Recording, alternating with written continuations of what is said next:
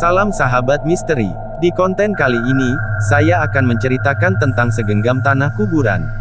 Sebenarnya untuk apa tanah kuburan yang cuma segenggam itu? Silahkan disimak. Jangan lupa klik tombol subscribe, like dan share-nya ya. Terima kasih. Selepas asar, aku kedatangan seorang tamu. Dia adalah teman karibku yang lama menghilang. Maafkan aku San, setelah terakhir kita bertemu aku lalu minggat ke Jakarta, ujarnya. Minggat ke ibu kota, pikirku merasa heran.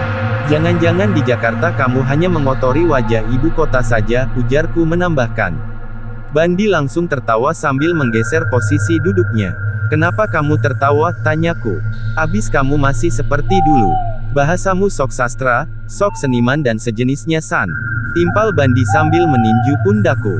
Ada apa sebenarnya kamu datang kemari?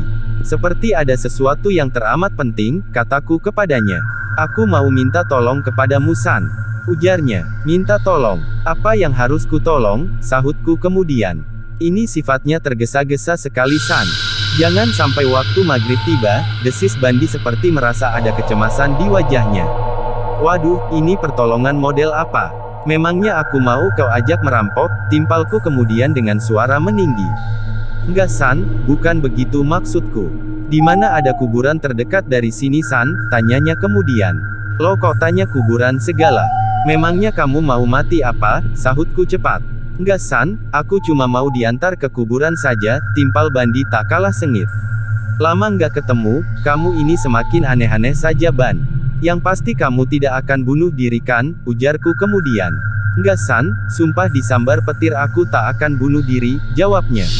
Pikiranku berkecamuk hebat. Untuk apa Bandi mengajakku ke kuburan? Apa gerangan yang akan diperbuatnya? Tiba-tiba saja dadaku berdetak hebat sampai muka dan tubuhku berlelehan keringat. Tapi akhirnya aku mau saja mengantarnya. Tolong San, ambilkan aku segenggam tanah kuburan ini, pinta Bandi teramat lembut dan sedikit memelas saat kami sudah sampai di kuburan yang tak jauh dari rumahku. Untuk apa tanah kuburan yang cuma segenggam ini Ban? Tanyaku sambil menatap wajahnya dalam-dalam. Untuk penelitian ilmiah San, dalih Bandi sambil memegang pundakku. Kalau sekedar untuk penelitian ilmiah tak apalah. Tapi kalau untuk maksud yang lain, aku merasa keberatan Ban, kata-kataku itu seperti meluncur tanpa sadar dari bibirku. Percayalah San, aku ini sahabatmu, tak mungkin membohongimu kawan, kata Bandi seperti berjanji. Begitu segenggam tanah ku ambil dari kuburan di Jalan Karya Timur 4, Kota Malang itu, mendadak seperti ku rasakan hujan turun dengan amat derasnya. Butiran-butiran air yang jatuh besarnya seperti kelereng. Mendadak pula badai angin menerjang dengan dahsyatnya. Pohon-pohon bergoyang-goyang dengan kerasnya. Jantungku makin berdetak hebat. Ada pertanda apa ini semua? Hatiku bertanya-tanya ada keganjilan model apa sore ini. Sementara perasaanku jadi semakin tidak karuan. Aku cemas, jangan-jangan ini firasat buruk. Sekarang juga antarkan aku ke Lawang San, pinta sahabatku ini seperti bernada memaksa. Ke Lawang, sahutku cepat. Dengan badai seperti ini, lanjutku kemudian. Bandi mengangguk. Entah kenapa aku seperti menurut saja. Mungkinkah ada semacam guna-guna untuk meluluhkanku? Kami segera keluar dari areal kuburan. Dan sepeda motor milik Bandi segera ku starter tapi tidak bisa dihidupkan meski berkali-kali ku coba. Sampai-sampai kami berdua merasa jengkel. Dan aku mulai berpikiran yang macam-macam. Benarkah ini semua adalah pertanda buruk? Setelah menuntun sepeda motor milik Bandi ke rumahku, begitu melihat sepeda motorku yang ku parkir di depan rumah, Bandi langsung mengajakku untuk mengantarnya ke Lawang. Sementara, motornya ditinggalkan begitu saja di rumahku. Di sepanjang perjalanan menuju Lawang, badai dan hujan yang turun serasa terus mengikuti kami berdua. Aku merasa semakin takut dan berusaha beristighfar di dalam hati. Sampai di sebuah gubuk di tepi sebuah kebun, aku dimintanya menghentikan motor. Aneh bin ajaib, badai angin dan hujan yang besarnya sebesar kelereng-kelereng itu tiba-tiba saja berhenti seketika. Entah kenapa aku menjadi tidak takut lagi. Hanya jantungku yang masih sedikit merasa deg-degan.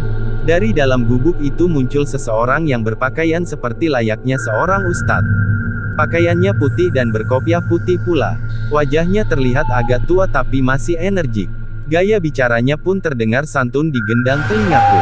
Apa sudah kau dapatkan segenggam tanah kuburan seperti yang kupinta? Tanya orang tua itu sembari menatap tajam ke arah Bandi. Sudah mbah, ini tanahnya, jawab Bandi sambil menyerahkannya kepada orang berkopiah putih itu. Sekarang pulanglah kalian berdua, nanti mbah kabari lewat handphone, katanya kepada Bandi yang disambut dengan anggukan kepala berkali-kali. Lagi-lagi keanehan terjadi.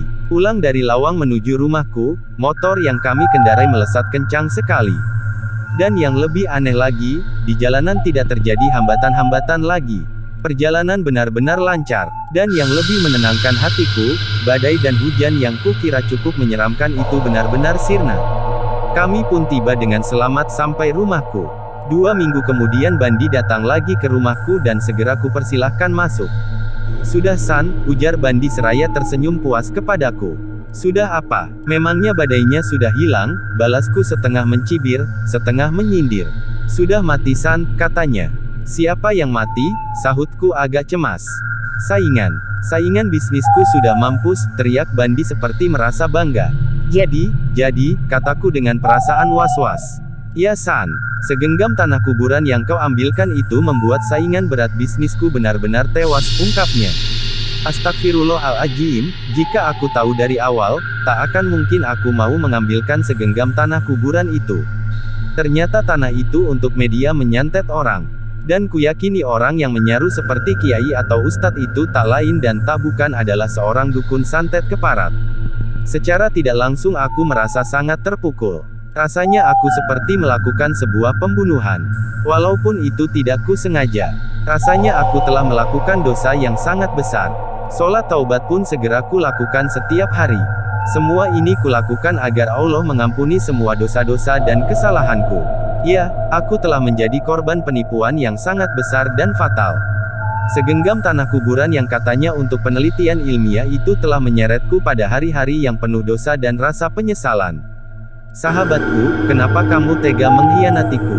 Bukankah menurut agama kita membunuh orang itu merupakan dosa yang sangat besar, ujarku kepada Bandi.